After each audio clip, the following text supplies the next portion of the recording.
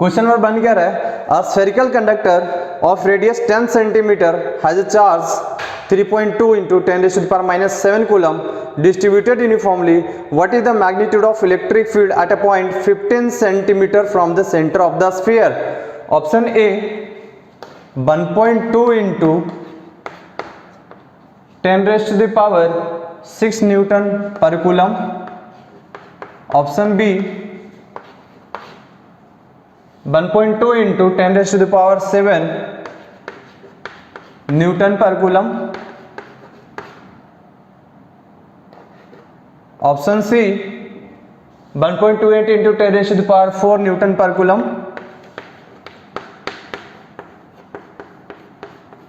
And option D 1.28 into 10 raised to the power 5 Newton per coulomb.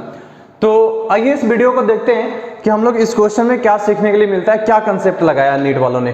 तो देखिए बिल्कुल simple and basic सा question है। आपको क्या बोल रहा है कि एक स्फीयर है जिसका कि रेडियस कितना है बहादुरों, radius is given to be 10 centimetre, radius is given to be 10 centimetre. आपसे क्या पूछ रहा है, इस सेंटर से 15 मीटर की डिस्टेंस पे, कितने पे 15 मीटर। तो देखिए जैसे ही 15 मीटर बोला, सॉरी 15 सेंटीमीटर बोला, तो आपको ये चीजें समझ आनी चाहिए कि 15 सेंटीमीटर है और हमारा जो रेडियस है वो कितने का है, 10 सेंटीमीटर का। रेडियस कितने का है, 10 सेंटीमीटर का। तो 5 सेंटीमीटर जो हो गया आउट साइड चला जाएगा, 5 मीटर कहाँ चला जाएगा जी, आउटसाइड। और 5 मीटर जैसे ही आउटसाइड गया तो आप लोग को आता होगा कि ये स्फीयर है, स्फीयर के जो आउटसाइड इलेक्ट्रिक फील्ड वेरी करता है that will behaves like a point charge, that will behaves like a point charge. तो इलेक्ट्रिक फील्ड क्या होने वाला है, इलेक्ट्रिक फील्ड होने वाला है KQ/R², KQ/R²। तो देखिए प्यारे बच्चों, तो यहाँ पे इलेक्ट्रिक फील्ड जो आने वाला है, K की वैल्यू कितना होने वाला है, K की वैल्यू होता है 9 into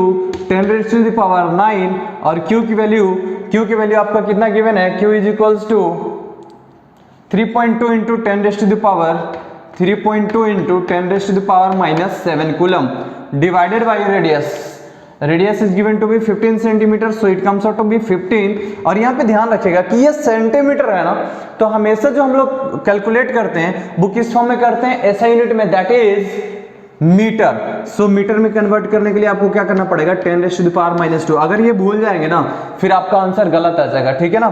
तो देखिए तो ये कितना आने वाला है करके, ये 9 into 3.2 into 10 raised to the power 2, यहाँ पे देखिए -7 है और 9 है, तो कितना हो जाएगा 10 raised to the power 2 divided by 225 into 10 raised to the power -4। 15 का square 225, 10 raised to the power -2 का square 10 raised to the power -4। जब ये ऊपर जाएंगे तो कितना आ जाएंगे, देखिए जब ये ऊपर जाएगा तो ये हो जाएगा आपके पास 9 into 3.2 into 10 raised to the power 6 divided by 225। सो यहां से जब कटिंग करेंगे आप और एक जीरो नीचे ले लीजिए तो आ जाएगा 90 into 3.2 10 raised to the power 5 divided by 225। When you will cut this, तो देख रहे हैं आपको कटिंग करने की जरूरत भी नहीं है, सभी में देखें कॉमन है 1.28 1.28 1.28। तो आप इतना ज्यादा थोरली जा सकते हैं ऑप्शन के थ्रू। तो थोरली जब जाएंगे तो यहाँ पे देखिए 10 raised to the power 5 वाला ऑप्शन कौन सा दिख रहा है, अमीरा बसंती चंपा डॉली में Dolly. So Dolly is the right answer. तो देखिए इस टाइप का जब क्वेश्चन आता है ना तो एक चीज का ध्यान रखिएगा, अगर मान लीजिए यहाँ पे मैं -2 नहीं करता, डायरेक्ट 225 करता, तो ऑप्शन क्या आने वाला था करके 10 raised to the power 2 10 raised to the power 2, मतलब यहाँ पे कोई इस टाइप का ऑप्शन आपको नहीं दिखने वाला था। तो यहाँ पे ध्यान रखिएगा कि जब सेंटीमीटर में था ना उसको मीटर में कन्वर्ट करना जरूरी है।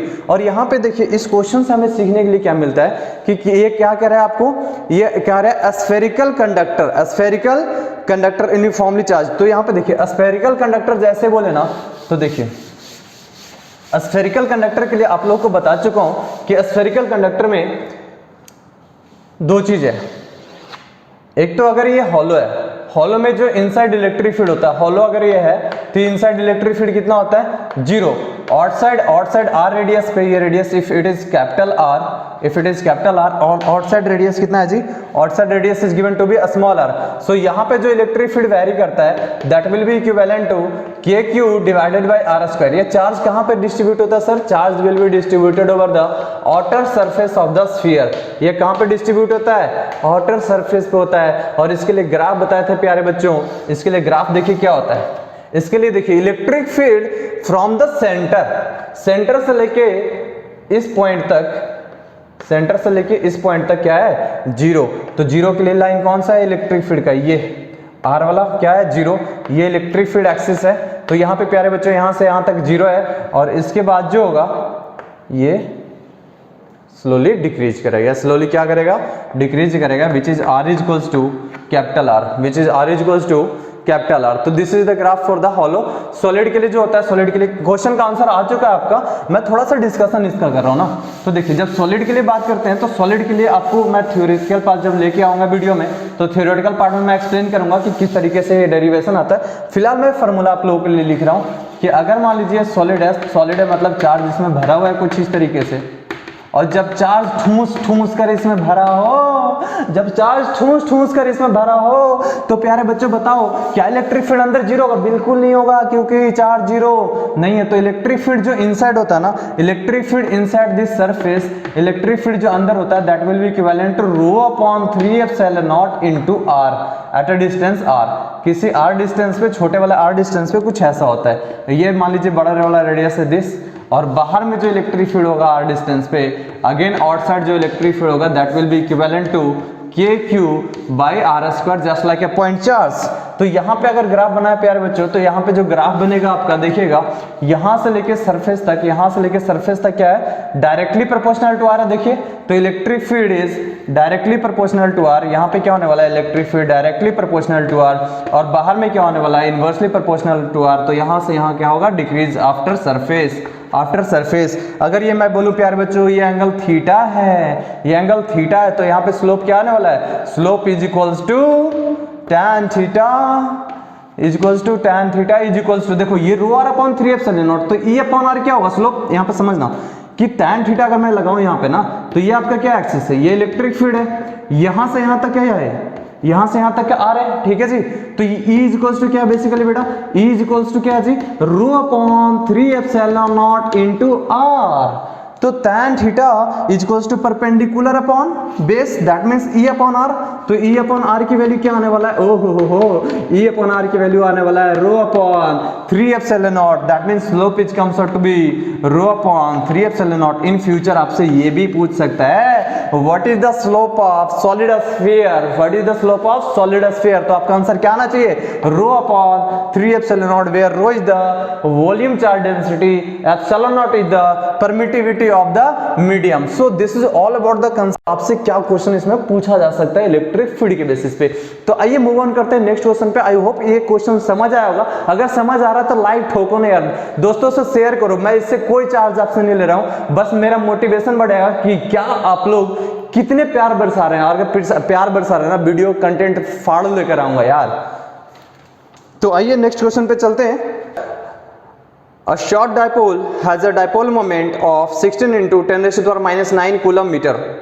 The electric potential due to the dipole at a point at a distance of 0.6 meter from the center of the dipole situated on the line making an angle of 60 degree with the dipole axis.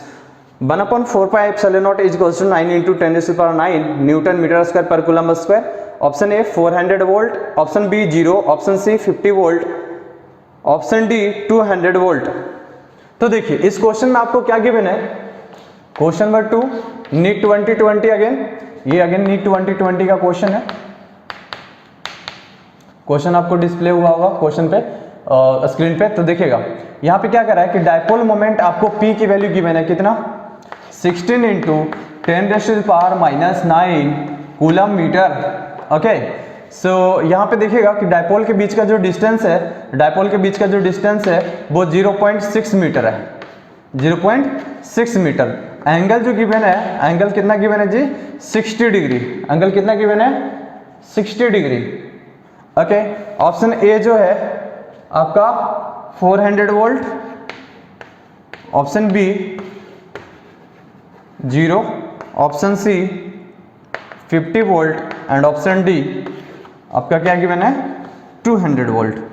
तो देखिए प्यारे बच्चों, बहुत ही simple, बहुत ही आसान, और जिस बच्चे को फार्मूला याद होगा ना डायपोल मोमेंट का, इजीली कर सकते हैं यार। इसमें तो कुछ है ही नहीं। इसमें आपसे क्या पूछ क्या रहा है, डायपोल मोमेंट गिवन है, आपको पोटेंशियल पूछ रहा है। क्या पूछ रहा है? तो पोटेंशियल। यहां पे देखो तो प्यारे बच्चों, अगर यूनिफॉर्म इलेक्ट्रिक फील्ड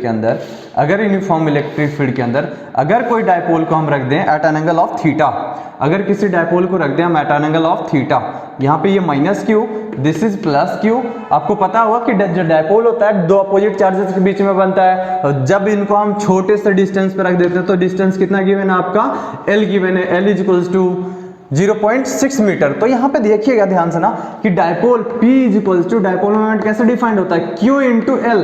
कई बच्चे ना गलती से क्या याद करते हैं ना, Q इंटू एल नहीं याद करते, यहाँ पे Q इंटू 2a याद करते हैं। तो बेटा ये चीज ध्यान रखना कि वो जो 2a होता है ना, इसका सेंटर से डिस्टेंस होता है कितना? A and A। That means ये जो टोटल डिस्टेंस होता है ना बिटवीन द टू चार्जेस, वो हम डिस्टेंस लेते हैं, तब L को रिप्लेस कर सकते हो 2a से। इस चीज का ध्यान रखिएगा, माइनर मिसकंसेप्शन मत पालिएगा कि Q इंटू 2l होता है ना, ये चीज नहीं होता। ये क्या होता है? L is the distance between the two charges, ये चीज होता है। तो यहाँ पे आपसे पूछा ये थोड़ी है, ये एंगल थीटा बना रहा है ना, ये अगर डायपोल एक्सिस जो है ये इस एक्सिस से कितना एंगल थीटा बना रहा है, तो आपसे पूछ क्या रहा है? पोटेंशियल बताओ। तो पोटेंशियल बता दो ना यार कि थीटा एंगल में पोटेंशियल कितना होता है? Potential at angle theta is equals to KP cos theta upon r square, KP cos theta upon r square. तो देखो प्यारे बच्चों क्या आ जाएगा? के की वैल्यू आपको पता है 9 इंटू 10⁻⁹ होता है। पी की वैल्यू आपके पास गिवन है कितना? 16 इंटू 10⁻⁻⁹ और cos 60 डिग्री की वैल्यू कितना? 1/2, कितना? 1/2। और आपके पास r कितना गिवन है? 0.6 metre. So it comes out to be 0.6, और क्योंकि यह स्क्वायर है तो 0.6 इंटू 0.6। तो देखिए आसानी से इसको सॉल्व कर सकते हैं। 9 and 9 will get cancel out, इसका हटाएंगे आप 0 तो क्या चला जाएगा ऊपर? 00 चला जाएगा। तो यहाँ पे 00 आप लगा सकते हैं। तो देखिए क्या आने वाला है, ये कट हो जाएगा 3 टाइम से, ये कट हो जाएगा 2 टाइम से जी। ओके, ये आ जाएगा 8, ये आ जाएगा देखिए 3, ये आ जाएगा कितना? 4। सो 4 इंटू 3, ये 3 से 3 आप कट कर सकते हैं, 3 कैंसिल आउट, तो क्या आ जाएगा? 4, और ये 2 कट हो गया तो ये कितना आ जाएगा? 2, और इसका 00 ऊपर गया तो कितना? 200 वोल्ट। कितना? 200 volt. So D part is the right answer for this question. D is the right answer. यहाँ पे सिंपल था कि अगर एट एन एंगल थीटा रखा है तो डायपोल का जो पोटेंशियल का फॉर्मूला क्या होता है भाई? डायपोल का पोटेंशियल का फॉर्मूला क्या होता है? KP cos theta upon r square, KP cos theta upon r square. तो ये आपको पता होना चाहिए कि फॉर्मूला क्या करके आता है। ये हर एक टीचर पढ़ाते होंगे क्लासरूम में, आप कहीं भी ABCD पढ़ लीजिए, वहां पे आपको टीचर बताएंगे ये, ठीक है। तो यहाँ पे देखिए मैं बात करता हूँ, इसमें डिस्कशन करता हूँ कि इसका अगर मान लीजिए आपसे इलेक्ट्रिक फील्ड पूछता तो इलेक्ट्रिक फील्ड का डिस्कशन क्या होता? इलेक्ट्रिक फील्ड अगर आपसे पूछता तो इलेक्ट्रिक फील्ड का डेरिवेशन क्या होता? तो देखिए ये जब क्लास में डिस्कशन करूंगा तो इसका इलेक्ट्रिक फील्ड का मैं चर्चा लेकर आऊंगा कि अगर ये यूनिफॉर्म इलेक्ट्रिक फील्ड है जी, यूनिफॉर्म इलेक्ट्रिक फील्ड मतलब क्या होता है? Parallel straight and equally spaced, parallel straight and equally spaced. तो यहाँ पे देखिए इस तरीके से अगर डायपोल रखा है एट एंगल थीटा, अगर इस तरीके से डायपोल रखा है एट एंगल थीटा, ये माइनस क्यू है जी, ये प्लस क्यू है, तो यहाँ पे इलेक्ट्रिक फील्ड क्या होगा? तो इलेक्ट्रिक फील्ड की दो कंपोनेंट होती है, electric field along are and electric field along theta. Okay, तो ये जब डिटेल डिस्कशन करूंगा तो उसका वेट कीजिए, बहुत जल्दी ये वीडियो अपलोड करने वाला हूँ कि इलेक्ट्रिक फील्ड की वैल्यू क्या ऑप्शन है, ध्यान दीजिएगा। कह रहा है the capacitance of a parallel plate capacitor with air as medium is 6 microfarad. जब एयर मीडियम है तो आपका क्या गिवन है? 6 microfarad. With the introduction of dielectric medium the capacitance become 30 microfarad. The permittivity of the medium is epsilon nought is equals to 8.85 into 10⁻⁻12 coulomb square per Newton पर metre square. Okay, option A 0.44 into 10⁻⁻12 coulomb square per newton metre square. Option B 5 coulomb square per newton metre square. Option C 0.44 into 10⁻⁻13 coulomb square per newton metre square, and option D 1.77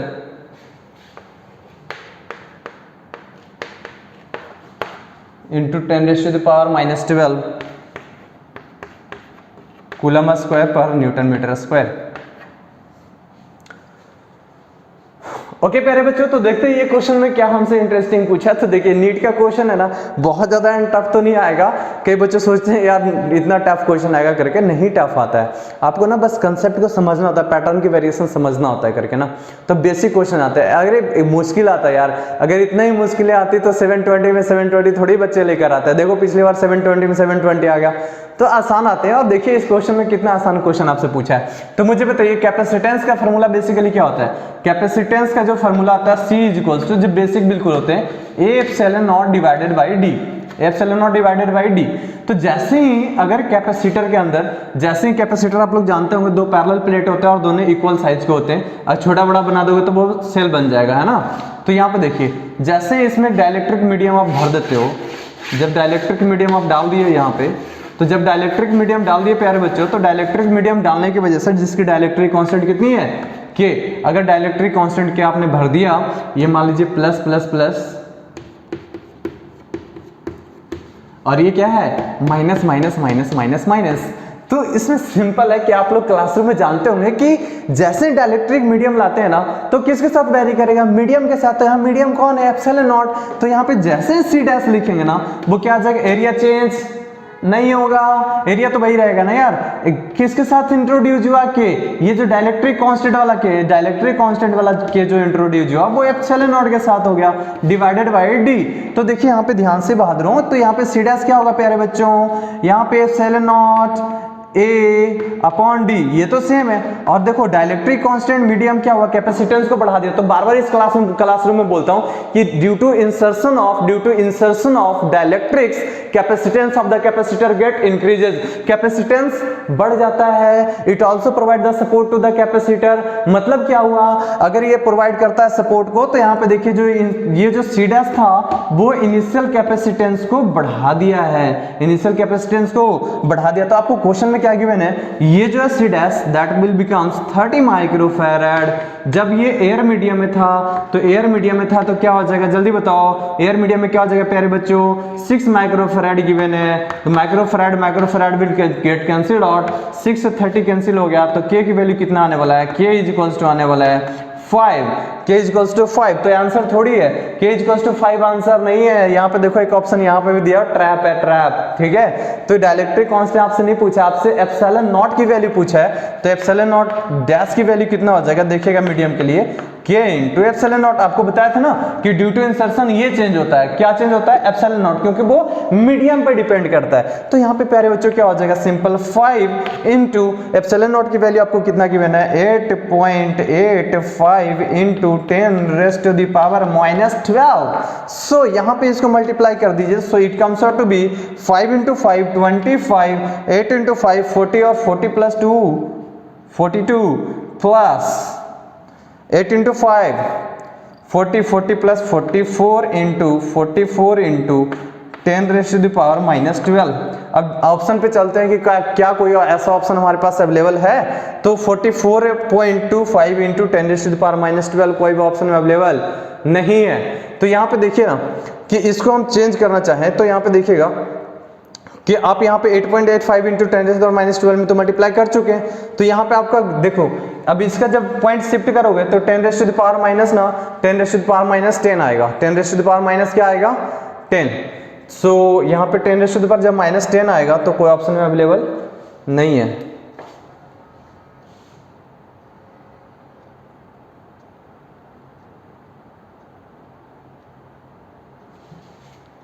sorry, option A में error है, इस typo error, it's my fault. और -10 है, ध्यान से देखिएगा। तो option A is the right answer for this question, option A is the right answer for this question. आपको मजा आ रहा होगा करके कि बिल्कुल बेसिक कंसेप्ट पे किस तरीके से बेसिक क्वेश्चन आपसे पैटर्न वेरिएशन करके पूछता है, राइट। तो यहाँ पे देखिए बहुत सिंपल था कि सिंपल एप्सिलॉन नॉट की वजह से डाइलेक्ट्रिक मीडियम आने की वजह से कैपेसिटेंस क्या हो जाता है, बढ़ जाता है। तो आपसे डाइलेक्ट्रिक कांस्टेंट नहीं पूछा था, आपसे क्या पूछा था, एप्सिलॉन ऑफ द मीडियम, जिसको हम क्या बोलते हैं, परमिटिविटी, किसको हम बोलते हैं, एब्सोल्यूट परमिटिविटी। क्या बोलते हैं, absolute permittivity, that will be relative permittivity into permittivity of the free space. So ये सिंपल एंड डिजाइन क्वेश्चन था, ये क्वेश्चन नंबर आपका 3 था। तो ये 3 क्वेश्चन जो नीट 2020 में आए थे, ये बेसिक में डिस्कशन किया। बाकी का फर्दर क्वेश्चन मैं नेक्स्ट वीडियो में लेकर आ रहा हूं। ओके, तो फिलहाल के लिए 2020 का क्वेश्चन है, बाकी नेक्स्ट वीडियो जो होगा, नेक्स्ट वीडियो में आपका 16 से लेकर 2019 तक होगा, क्योंकि 2020 को मैंने क्रिएट कर दिया है। तो नेक्स्ट वीडियो जो आने वाला है वो बिल्कुल कल को ही आने वाला है, कल को। तो कल को मैं लॉन्च करूंगा, जिसमें क्या होगा, नीट 2016 से लेकर नीट 2019 तक होगा। ओके, बाकी धीरे धीरे मैं अपलोड कर रहा हूँ, कंसेप्ट भी अपलोड करूंगा। तो आज के लिए इतना ही प्यारे बच्चों। सो मिलते हैं कल को नेक्स्ट वीडियो में। Okay, so thank you very much. I hope enjoy किया होगा। एंजॉय किया तो प्लीज़ चैनल को सब्सक्राइब कर लो, रेड बटन दबाकर, और लाइक भी कर दो, दोस्तों को शेयर करो यार। मैं कंटेंट अच्छा दूंगा, इसकी गारंटी है। और दूसरी बात एक बार फिर से रिपीट कर दूं, मैं आप लोगों को याद दिला दूं अगर भूल गए हैं तो, कि मैं इस चैनल पे मोनेटाइजेशन के लिए नहीं आया हूं। अगर इस चैनल को मोनेटाइज होता है तो 80% पैसे मैं चैरिटी में डालूंगा और उसका आपको सीन सारा कुछ दिखा दूंगा। इसका 20% एम्प्लॉयमेंट के लिए अगर जाएगा, अगर इन केस मोनेटाइजेशन ऑन करता हूं तो। अदरवाइज मैं प्रॉमिस करता हूं मोनेटाइजेशन मैक्सिमम से मैक्सिमम कोशिश करूंगा कि ऑन ना करूं। बिल्कुल दिल से पढ़ाने के लिए आप लोग ले आया हूं। ओके, तो मिलते हैं नेक्स्ट वीडियो में। Thank you very much, bye bye.